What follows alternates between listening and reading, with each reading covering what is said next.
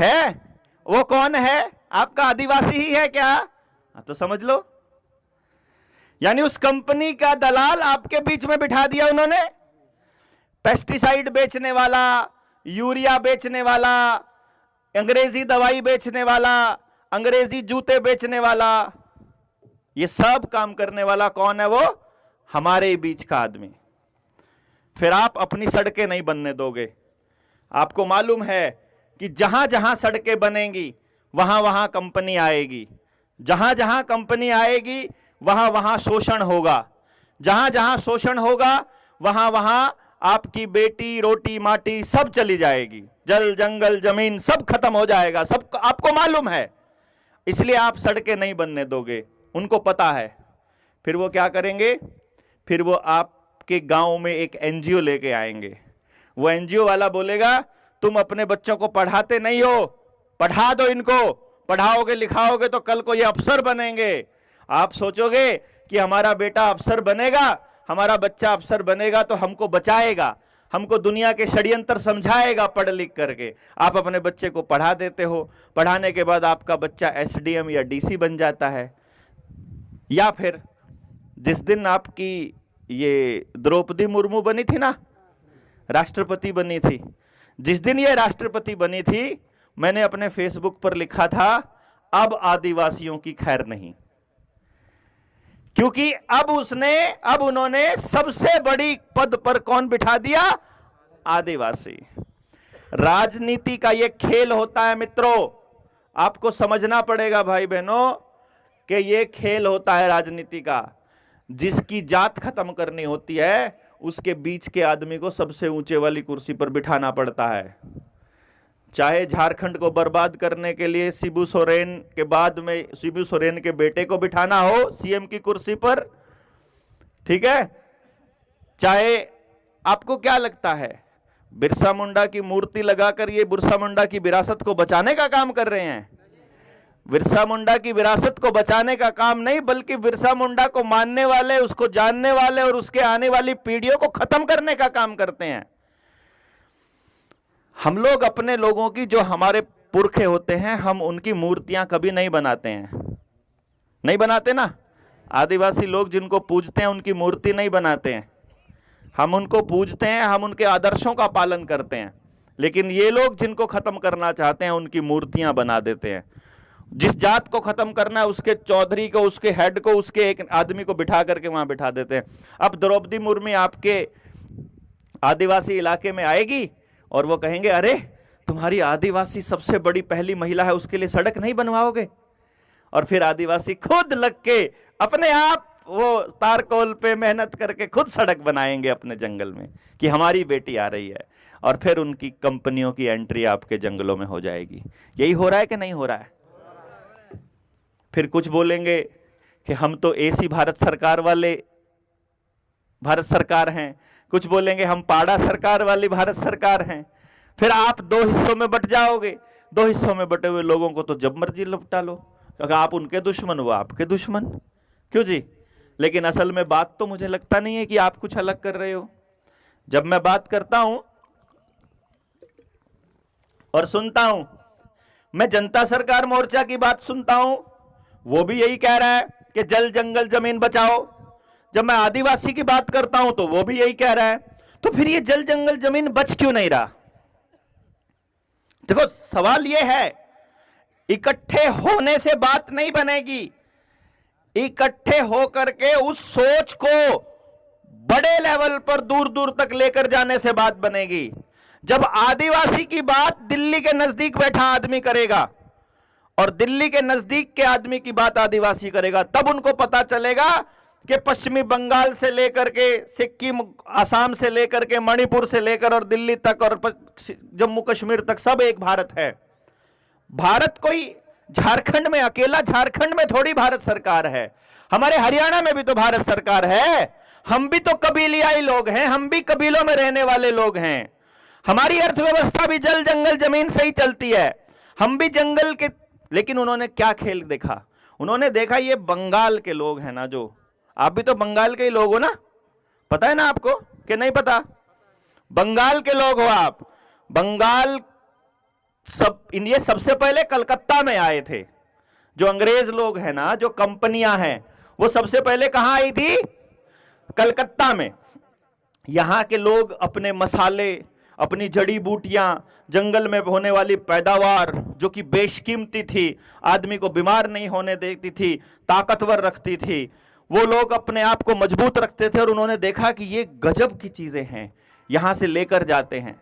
अंग्रेज यहां से लेकर जाते होते थे अपने वहां पर।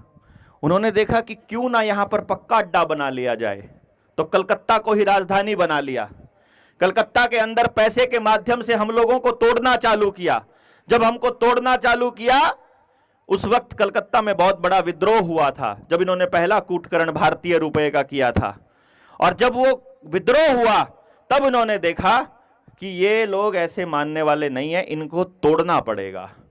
कलकत्ता से ही बिहार तोड़ा, कलकत्ता से ही उड़ीसा को तोड़ा, और बिहार से फिर ये झारखंड तोड़ा। बिहार से अलग होके बने ना, इसलिए आपको नहीं पता है कि आपकी जो मेन जो आपका जो स्टेट है वो बंगाल ही है। आप 25 करोड़ रुपया अगर बैंक से लोन लेते हैं, कितना ब्याज भरना पड़ेगा? जी हाँ, कम। बंगाल से तोड़ा, मतलब कलकत्ता से नहीं, मतलब बंगाल से। अब यह बात जब समझ में आती है, जैसे हरियाणा और पंजाब को तोड़ दिया उन्होंने। हरियाणा और पंजाब में भी यही काम था। पहले उसका नाम अकेला पंजाब था, और पंजाब जो पाकिस्तान में पंजाब है वो पंजाब भी, और ये इनके काबू नहीं आ रहा था। जब ये इनके काबू नहीं आता है तो वो क्या करते हैं, उसके हिस्से तोड़ देते हैं। वो कहते हैं जितना हिस्सा काबू आ गया पहले इसको समेट लो, फिर इसको देख लेंगे। तो जब देखा कि बंगाल के लोग काबू नहीं आ रहे, ये झारखंड बिहार के लोग आदिवासी काबू नहीं आ रहे, तो इन्होंने कलकत्ता से बदलकर अपनी राजधानी दिल्ली के में कर ली। दिल्ली चले गए। इन्होंने देखा इनको अभी पड़े रहने देते हैं, अभी इनको छेड़ते नहीं है, इनको धीरे धीरे खत्म करेंगे, पहले दिल्ली वालों को खत्म करते हैं। तो दिल्ली के नजदीक जाकर उन्होंने सबसे पहले हमारे जंगल खत्म किए, हमारे पूरे गांव के गांव बर्बाद किए। हमको लोगों ने को यह बताया, अरे तुम तो गरीब लोग हो, ऐसा बताते हैं वो कहते हैं तुम्हारे तो कच्चे मकान हैं। अभी आप लोगों को भी लगा क्या पक्के मकान बनने चाहिए? आने लगा मन में? कभी कभी आता होगा किसी का पक्का मकान देखकर कि हमारे भी बनने चाहिए, क्योंकि आपको दिखाई दे, आपको बताया ये जा रहा है कि कच्चा मकान तो गरीब है और पक्का मकान वाला अमीर, ऐसा बताया जाता है। लेकिन बाद में पता चलता है कि कच्चे मकान में तो ना सर्दियों में दिक्कत होती है ना गर्मियों में दिक्कत होती है। अगर आप ले लोगे पक्का मकान बना लोगे तो गर्मियों में आपको पंखा भी चलाना पड़ेगा, एसी भी लगाना पड़ेगा, और सर्दियों में हीटर भी लगाना पड़ेगा। यदि आपका कच्चा मकान है तो आप अपने पशुओं को अपने साथ रख सकते हो, लेकिन पक्का मकान बना लिया तो आपको म्युनिसिपैलिटी से परमिशन लेनी पड़ेगी। क्यों जी? फिर आप वहां टॉयलेट बनाओगे, जब घर के अंदर पानी हो गया, घर के अंदर बिजली हो गई, घर के अंदर टॉयलेट हो गया, डंगर आपके पास बचा नहीं, तो अब आपको जंगल की जरूरत बचेगी? जब जंगल की जरूरत नहीं बचेगी तो बोलोगे काट देने दो ना, क्या दिक्कत है, फैक्ट्री बनेगी तो काम मिलेगा।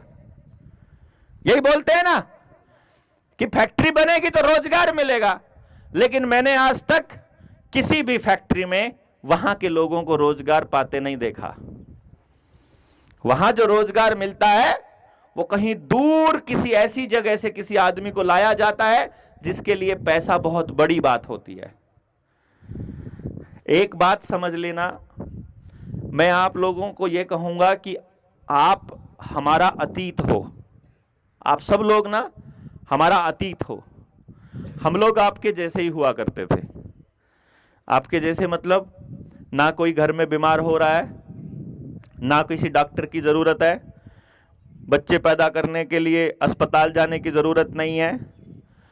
यही हो रहा है ना, यही होता है ना, अपने आदिवासियों का यही जीवन है।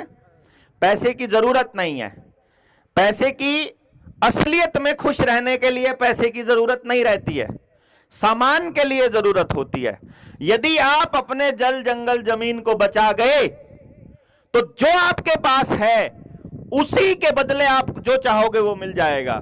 लेकिन अगर आपने अपना जंगल खो दिया फिर आपको कुछ नहीं मिलेगा, फिर वही 85 करोड़ लोगों की तरह लाइन में लगकर भिखारी बनकर कटोरा उठाकर अनाज मांगना पड़ेगा। अगर अनाज के लिए भी आपको भीख मांगनी पड़ गई तो, अगर इनका पानी आ गया आपके यहां टूटी से, नल से पानी देने की बात करते हैं ना, ये उस नल से जो पानी देते हैं उसके अंदर फ्लोराइड डालते हैं। ये जो ये मोबाइल आपके हाथ में पकड़ाया हुआ है, ये मोबाइल नहीं है, ये कहीं आप इसको छोटा मोटी चीज समझते हो। ये कितना बड़ा हथियार है बताऊं आपको। आपके अंदर कोई है ऐसा बच्चा जो जिम में जाता है, जो मेहनत करता है, मजदूरी करता है कोई तगड़ा सा बच्चा?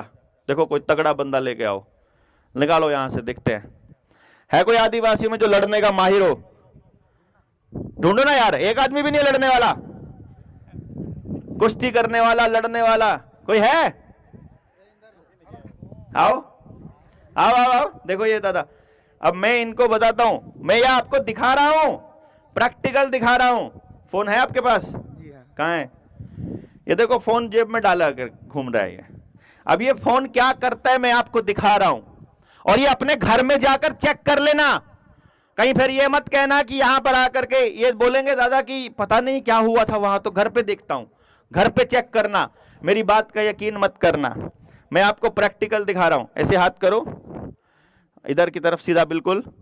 मैं इसको दबाऊंगा और ये दबने नहीं देंगे, पूरा जोर लगाना जितना दम है, ठीक है? देखूंगा कितना दूध पीता है, बकरी का पीता है कि गाय का, भैंस का पीता है कि किसका। भाई दम तो है बंदे में, ठीक है? अभी मैं ये मोबाइल इसकी जेब में डाल देता हूं, बस। अब इस मोबाइल ने इसके शरीर को टच किया और ये मोबाइल इसको चूसना स्टार्ट कर देगा। दोबारा करो, इसकी सारी ताकत मोबाइल छीन लेगा। अब ये रोक नहीं पाएगा अपने हाथ को। अब देखोगे मैं बिल्कुल हल्के से करूंगा और ये अपने आप छोड़। लगा पा रहे हो जोर? है? और किसी को भी करवाइए, नहीं तो यकीन नहीं करेंगे। जोर लग रहा है? नहीं। दोबारा करते हैं। क्या आपके मोबाइल नंबर में रिपीटेड नंबर है, जैसे 777 इससे आपका मोबाइल नंबर याद? चलो 2 उंगलियों से करता हूं, ठीक है? पूरा हाथ नहीं करता हूं, 2 उंगलियों से। ये 2 उंगलियों से भी नहीं रोक पाएगा। नहीं होता है। और की नहीं करवा लीजिए। अभी दोबारा देखो, अभी ये देखो, अभी मैंने फोन रख दिया है साइड में, अभी फिर से करके देखो, और फिर देखो कि जोर लग रहा है कि नहीं लग रहा है। लगाओ जोर। अब लग रहा है? जी हाँ। पता लगा ये कितनी खतरनाक चीज है? ये इनका हथियार है। जो आदमी यहां फोन लगाता है उसके दिमाग के आसपास रेडिएशंस का एक ऐसा जाल बनता है जो उसकी सोचने समझने की ताकत को खा जाता है। इसीलिए मोबाइल इस्तेमाल करने वाला आदमी अब आपको सारे उल्टे काम करते हुए दिखाई दे रहा है। नहीं दिखाई दे रहा क्या? आपके आदिवासी इलाकों में सब उल्टे काम करने वाले बच्चे होने लग गए हैं जिसके हाथ में भी मोबाइल है। इससे बचाना होगा आपको। कैसे बचाओगे मुझे नहीं पता, लेकिन मेरा काम है आपको ये बताना कि वो आपके बीच कैसे आएंगे। वो आपके बीच, आप ही के बीच के आदमी को लेकर के आएंगे। वो कभी दुश्मन की शक्ल में नहीं आएंगे। अब वो ये कहेंगे मैं तो तुम्हारा ही आदमी हूं ना, मैं तुम्हारा बुरा थोड़ी चाहूंगा, मैं तो तुम्हारा भला चाहूंगा। देखो अगर 2 पैसे बन जाएंगे तो क्या दिक्कत है? बना लो ना आधार कार्ड, बनवा लो ड्राइविंग लाइसेंस, क्या दिक्कत है? ड्राइविंग लाइसेंस बनवाने का मतलब क्या है पता है? हम क्या सोच रहे थे जनता सरकार मोर्चा वाले, मालूम है? हम सोच रहे थे कि एक दिन पूरे देश में समझे हुए 1 लाख लोग इकट्ठा होंगे और वो 1 लाख लोग उस दिन ऐलान करेंगे कि हम मालिक हैं, और मालिक तुमसे परमिशन नहीं मांगेंगे। मालिक नौकर से परमिशन मांगता है क्या? नहीं मांगता है ना। तो मालिक को कोई पुलिस वाला रोक कर ये पूछ सकता है कि तुम अपना ड्राइविंग लाइसेंस दिखाओ, तुमको गाड़ी चलाना आता है कि नहीं आता है? पूछ सकता है क्या? नहीं पूछ सकता। मालिक को अपनी गाड़ी के ऊपर उनकी दी हुई नंबर प्लेट लगाने की जरूरत है क्या? तो जितनी गाड़ियां हमारी होंगी उन 1 लाख लोगों की, किसी भी गाड़ी के ऊपर नंबर प्लेट नहीं होगा और किसी के ऊपर कोई भी ड्राइविंग लाइसेंस नहीं बनवाएगा। जाओ तुम्हारा आधार कार्ड तुमको वापस करते हैं। पर 1 लाख लोग इकट्ठे करना महाभारत है। पर मुझे लगता है अगर आदिवासियों के बीच जाएं तो 1 लाख लोग पहले से ही तैयार बैठे होंगे। क्यों? हो सकता है? हो सकता है ना। अगर बात हसदेव की करें, हसदेव के जंगलों को बचाने के लिए हम झारखंड के लोग क्यों नहीं बोल रहे हैं? क्यों? क्योंकि हमको क्या लग रहा है कि अभी तो उधर चल रहा है ना, हम तो ठीक है अभी अभी हमको ऐसा लगता है। लेकिन आप भूल रहे हो, जंगल के एक कोने में आग लगी हो, अगर उसको ना काटा जाए बीच में से तो सारे जंगल को जलाकर वो नाश करेगी ना। इसीलिए गड्ढे खोदे जाते हैं ना, कि कम से कम इससे आगे आग ना जाए, यहीं पर रह जाए।